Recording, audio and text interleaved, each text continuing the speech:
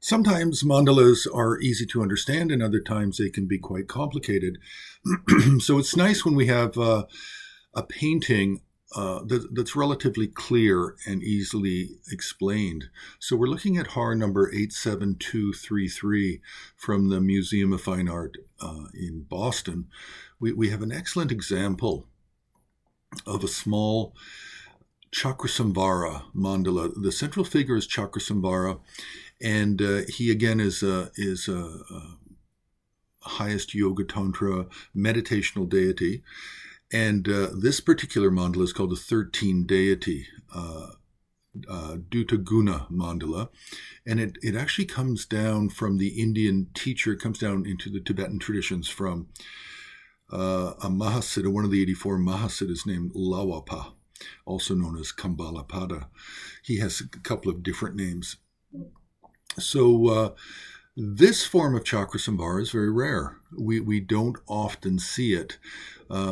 He has four faces. Three are all on a level plane, horizontal, and then the fourth face or head is placed above the central face.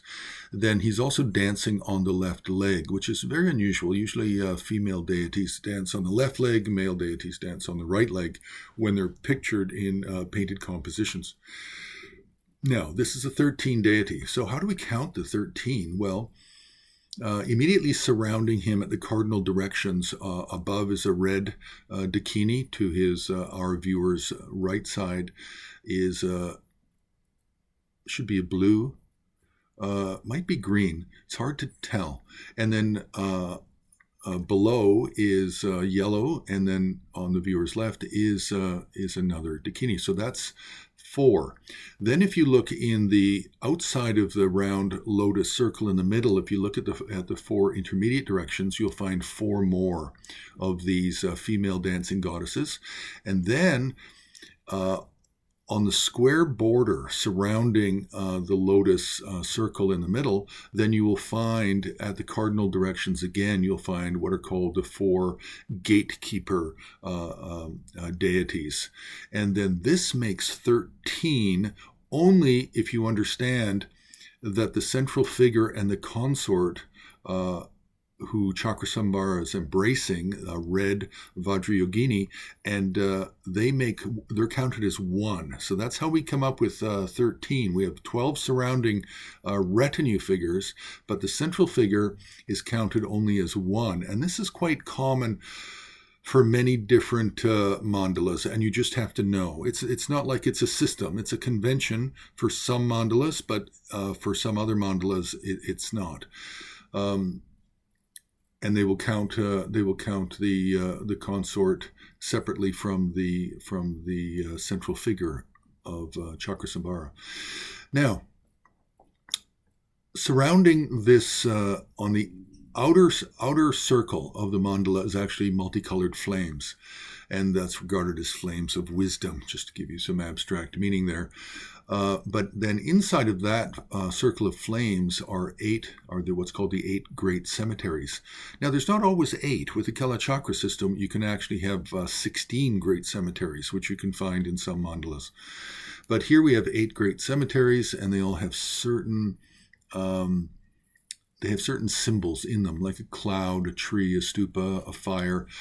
And these are all stipulated in a very specific tantra called the Sri Shmashana Tantra, and it's a Tantra that explains the meaning and significance of visualizing these 8 great cemeteries. Now, outside of that, at the top left, top right, lower left corners, we have 4 female deities that have nothing to do with the central Chakrasamvara figure in mandala, except they come out of the same body of literature, but they are not part of the mandala at all. They are 4 independent figures that are placed here to add more subjects to the overall composition, because this painting is most likely from a set of paintings, and it's most likely coming out of the Mitra Gyatsa. It's a collection of over 100 different meditational deities and initiation rituals collected by a fellow named Mitra Yogan, and he should have lived in the 11th, 12th century, maybe late 12th century. And so in the upper left corner, we have Vajrayogini standing on two legs and looking up to her proper left side. And this is commonly known as Naro Kachara. Naro Kachari, the Vajrayogini mostly made popular by Naropa, the Mahasiddha Naropa. Then on the viewer's upper right side, we have what's called the two-faced, the Shalnima, or also known as Vajravarahi, because she has two faces, and one of the faces is a boar or a sow of a pig head, and she's known as the two-faced Vajrayogini, and she's really made famous by Indrabhuti, the king Indrabhuti, or one of the 3 or 4 famous Mahasiddha Indrabhutis. They're all conflated, of course, into one Mahasiddha. Then at the lower left side, we have Varahamukhi, and she has one boar's face, a very clear pig face, 4 arms, and quite wrathful, in a standing posture.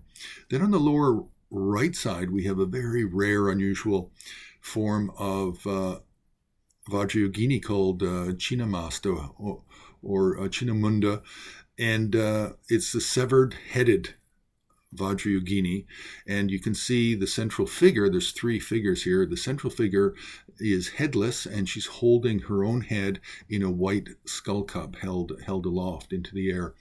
This is said to come down through the lineage of Mahasiddha Virupa. So all these 4 are just added to this composition, and this is coming from a set of paintings that are depicting most likely the Mitra Gyatsa. So we're going to have over 100 or so paintings with a central mandala, but then many, many smaller figures added at the sides.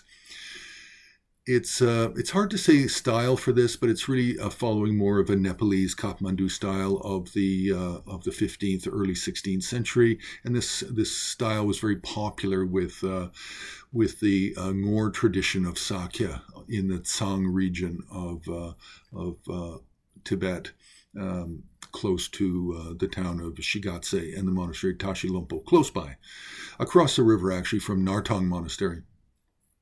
But we'll leave it there. You can press like, you can subscribe, you can join HAR on Patreon, and you can make a donation on the homepage of Himalayan Art Resources.